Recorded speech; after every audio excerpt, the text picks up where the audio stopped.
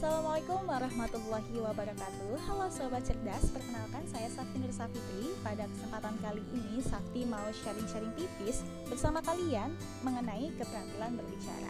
Sebelumnya jangan lupa untuk like, komen, dan subscribe channel ini supaya Safti lebih semangat lagi untuk membuat video-video selanjutnya.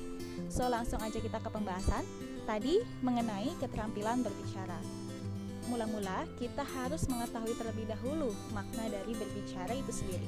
Berbicara dapat diartikan sebagai suatu penyampaian maksud, ide, pikiran, isi hati seseorang kepada orang lain dengan menggunakan bahasa lisan, sehingga maksud yang ingin kita sampaikan itu dapat difahami oleh orang lain.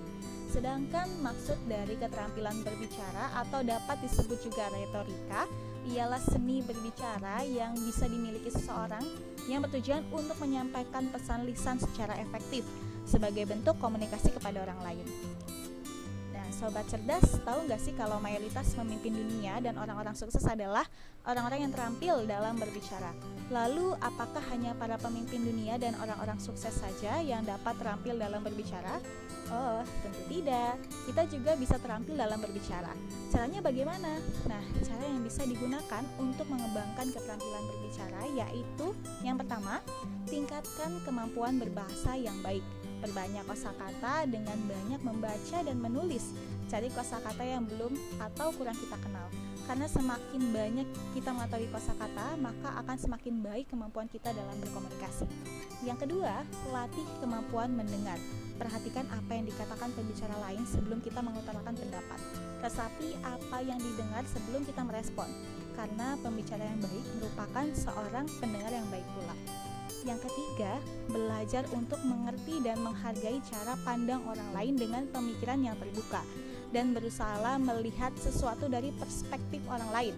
Sebagai hasilnya, kita akan lebih bisa bekerja sama dan lebih pengertian terhadap pemikiran orang lain. Yang keempat, hindari komunikasi di situasi yang emosional. Mengapa? Karena kita akan kehilangan objektivitas dan cenderung mengatakan sesuatu yang nantinya akan disesali. Jadi, ambillah waktu untuk memikirkan posisi kita sebelum berbicara.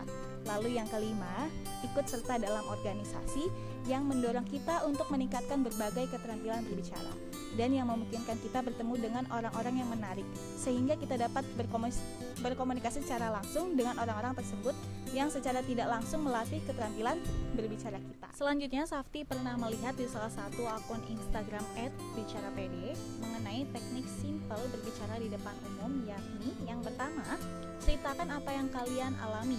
Hubungkanlah antara topik dengan cerita yang pernah menjadi pengalaman kalian, sehingga audiens akan bisa mengambil pelajaran dari kisah kalian.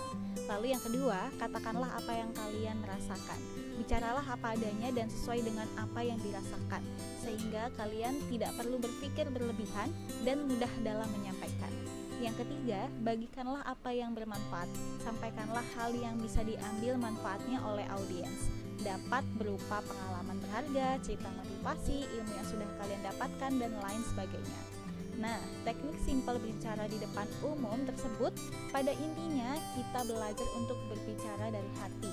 Karena bicara dengan hati, kita bukan saja menyampaikan pesan, tetapi juga mengemasnya menjadi lebih berkesan dan mudah didengarkan. Oke, cukup sampai di sini dulu sharing-sharing tipis bersama Safti mengenai keterampilan berbicara. Nantikan video-video Safti selanjutnya ya. Sampai jumpa. Wassalamualaikum warahmatullahi wabarakatuh.